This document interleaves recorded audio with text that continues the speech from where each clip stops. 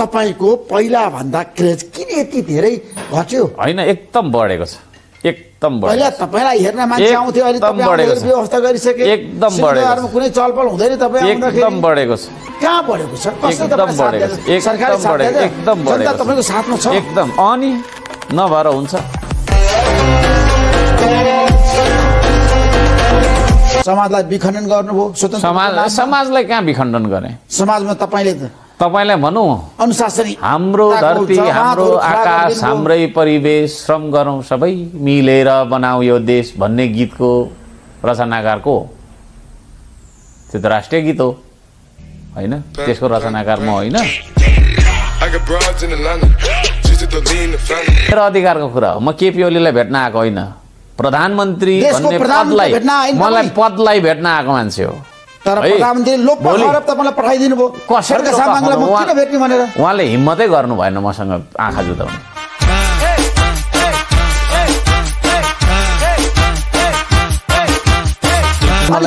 भित्र हितकारी बोकेर जान पाइन्छ? जुन जनताले मलाई भोट दिएर विश्वास गरेर मलाई जिताउनु भयो नि, उहाँहरूको लागि मैले गर्नुपर्छ, काम गर्नुपर्छ, आवाज उठाउनुपर्छ है। उहाँहरूको सेवा सुविधाको लागि ठुलो कुरा गर्ने तपाईँ भने सिंहदरबार भित्र जाने ऐन कानुन संविधान तपाईले पढ्नु भएको छ। रित्तो गाग्री बोकेर जानु नहुने भनेर कहाँ लेखेको छ? र लाउरेहरूको सहर हो नि त हैन? लाउरेको सहर हो। तर त्यहाँ खोइ त पर्यटकहरू गएको, मलाई बताउनुस् त। पर्यटकहरू नजानुको कारण त्यही त भनेको त, अर्को साम्पाङ आएको थिएन नि त। कसलाई भेट्न आउनु भयो ठ्याक्कै भन्नु? खानेपानी मन्त्री, अर्थमन्त्री र प्रधानमन्त्री। अर्थमन्त्रीलाई भेट्नुभयो? भेटेँ मैले। अर्थमन्त्रीले के भन्नुभयो? विष्णु पौडेलले हुन्छ गर्छौँ भन्नुभयो। बजेट दिनुहुन्छ अरे तपाईलाई? दिन्छु भन्नुभयो। 5 अर्ब रुपियाँ माग्नु भएको छ हैन? मैले होइन, पब्लिकले मागेको, पब्लिकै पैसा हो फेरि, उहाँको पनि होइन।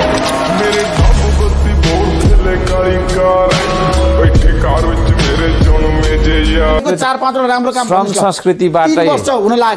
संस्कृतिबाटै सुन्नु श्रम संस्कृतिबाटै श्रमदान गरेर मात्रै वर्ल्ड रेकर्ड राख्ने जनप्रतिनिधि हो म। नेपालमा कोही छ? चमत्कार भएको छ धरानमा? चमत्कार त हुँदैन, जस काम चाहिँ भइराखेको छ। मेयर साहबको काम भनेको चाहिँ के हो राम्रोसँग थाहा छ नि तपाईँलाई? थाहा छ, मलाई थाहा नभएर कसलाई थाहा हुन्छ? अहिले श्रम पर्यटन भइरहेछ सर, तपाईँलाई मेरो निम्तो छ, आउनुहोस् 1 घन्टा तपाईँलाई ढुङ्गा बोकाउँछु।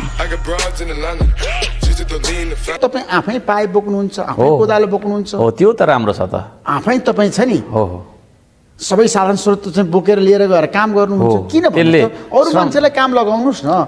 मेयर साहबले कोदालो बोक्दा सुहाउँछ, पाइप बोक्ने काम गर्ने हो। म त यहाँको ठुल्ठुला नेताहरू आउनुभयो भने नि, यो चाहिँ नै प्रचण्ड, केपी ओली, शेरबहादेउबा जस्ता छन् नि, उहाँहरूलाई म आधी घन्टा त बलुवा बोकाउँछु। के अरे अर्थमन्त्रीको नाम तपाईँलाई थाहा छैन? अर्थमन्त्री नाम थाहा छैन मलाई। उहाँको पैसा हो र उहाँको ब्याङ्क ब्यालेन्स हो र त्यो? किन अर्थमन्त्रीलाई जानु? उहाँ ब्याङ्क ब्यालेन्स हो र त्यो? नाम थाहा हुने गरी काम पनि गर्नुपर्छ होला नि, त्यो थाहा हुन्थ्यो होला नि त। चेन्ज ल्याउनुपर्छ, हामीले चेन्ज ल्याउनै पर्छ, किनभने अब नेपालमा हामीले धेरै लामो समयसम्म। तपाईँ एक्लै नै चेन्ज ल्याउन सक्नुहुन्छ, परिवर्तन गर्न सक्नुहुन्छ?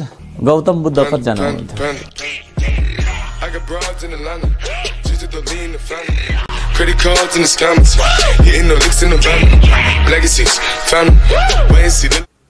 है जाति चाहिँदैन?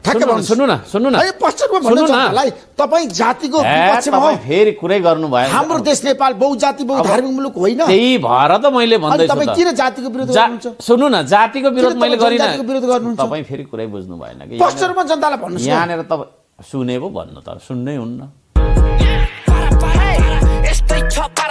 राजा आऊ देश बचाऊ भनिरहेका छन् एक पक्षी। अब देशमा चाहिँ के छ तपाईँले देख्नु? फर्किनु होला। म चाहिँ श्रमदानमा आऊ देश बचाऊ भन्छु।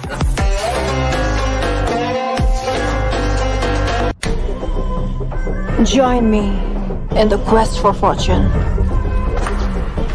Find your own luck.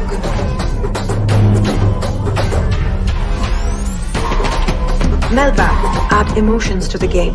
म म प्रदेश सरकारलाई सङ्घ सरकारलाई धरानमा चाहिँ छिर्न निषेध गर्छु भन्न त अलि मिल्दैन कि होइन गर्नुपर्छ काम गर्दैन भने त गर्नु परेन नेकपा एमालेका नेताले धरानतिरको एउटा बौला मेयर अनि धरानतिरको एउटा चाहिँ बौला टाइपको चाहिँ मेयर छ मैले गीत बनाएँ त्यसको विरुद्धमा जङ्गलमा फ्याउरो हराएछ यो होइ एउटा फ्याउरो मञ्च चढी कराएछ यो होइ 50,000 लाइक्स पाउँछु भन्दा 5-6 लाख त गाली मात्रै खाएछ यो होइ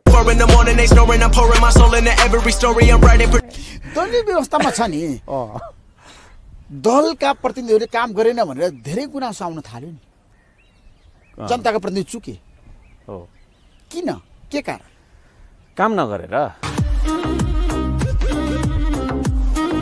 त्यसो धरानमा एयरपोर्ट बन्छ आशावादी छु म त हैन किन चाहियो धरानमा एयरपोर्ट विराटनगरमा त्यति ठुलो एयरपोर्ट हुँदा हुँदै यस्तो छ जनता जान्न चाहन्छन् बताउनुस् अर्को सामान छिमेकीको घरमा टोइलेट छँदैछ किन मेरोमा बनाउने भने जस्तो भन्थ्यो त त्यसो तपाईलाई अहिले पैसाको अभाव छैन पैसा भनेको के हो त्यही त मलाई थाहा भएन आजसम्म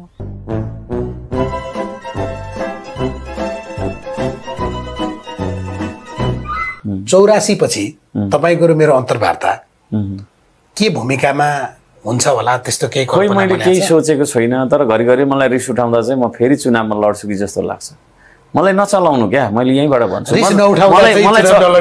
सुन्नु न मलाई चलायो भने म झन् उग्र भएर बस्छु म त आगो हो नि त Harka Sampang is a fire क्या हाम्रो आकाश हाम्रै परिवेश राम्रो गाउनु त गाएकै हो नि नचलेको मात्रै हो क्या म पैसा उडाउँदै म गाडी गुडाउँदै मेरो यस्तै छ प्रिजनले पैसा पाउनु पर्यो न्याय पाउनु पर्यो सरकारी बन्द भएर मात्रै समस्या समाधान भएन खुलाउने तर पैसा दिने योजनाका साथ खुलाउने हैन त्यसमा तपाईसँग त छ नि त जादुको छडी कहाँ छ त्यस्तो भएको भए म यहाँ आउँथेँ त उतै छडी घुमाउँदै बसिहाल्थेँ नि हिजो बेलुका मात्रै पनि यति धेरै भेला गरेर के समस्या छ भनेर राति गएको थिएँ होइन बस्तीमा यसरी जाने मान्छे स्थानीयहरूको हो म चाहिँ त्यो खालको छु होइन अनि तपाईँको यहाँ चाहिँ अब सबै चाहिँ नि जिउ हजुरी गरोस् मेरो ढोकामा आएर बसिरहोस् यसो चाहिँ नि तेलसेल घसोस् अब के थाहा अब कमिसन पनि भन्ने सुन्छु म होइन त्यो पनि हो कि बा होइन मागे त छैन मलाई त के माग्न सक्थेँ म लात्ताले दिइहाल्छु मुखैमा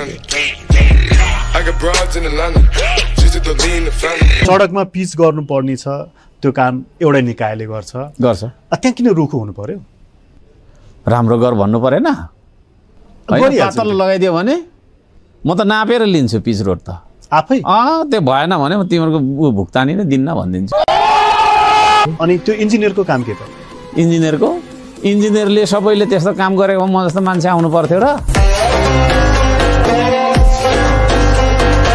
बैठक त म त खोलामा आउनु भन्छु खोलामा बस्ने बैठक खोलामा माथि बिरुवा रोप्दै बस्ने हो महानगरको कार्यालयमा बैठक नराख्ने तपाईको बगरतिर राख्दा हुन्छ श्रमदान गर्दै बैठक माननीयज्यू भन्दै ढुङ्गा पास गरिराख्ने बैठक पनि हुन्छ काम पनि भइहाल्छ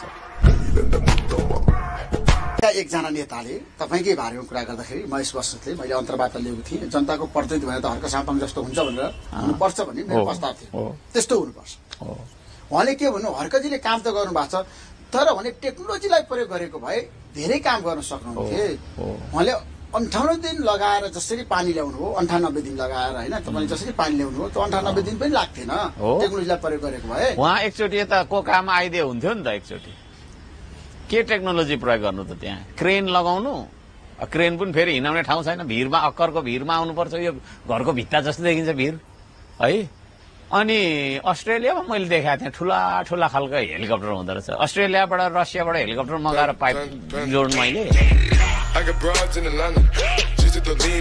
माफ मागेर मिलाउनु पर्ने छ भने त म अहिले पनि भन्छु माफी चाहिँ पखेरोमा जन्मी टाकुरामा जन्मी पखेरोमा खेल्ने होइन झुक्दैन झुक्ने नेपाली छोरो भने छैन त्यो मैले केपी ओलीलाई म चिन्दिनँ उहाँले लोकतन्त्र बुझ्नै भएको छैन वाट इज डेमोक्रेसी भन्ने उहाँले बुझ्नै भएको छैन उहाँलाई एकचोटि सबैजनाले अब हुन त उमेर गयो होइन अब सिक्ने उमेरै छैन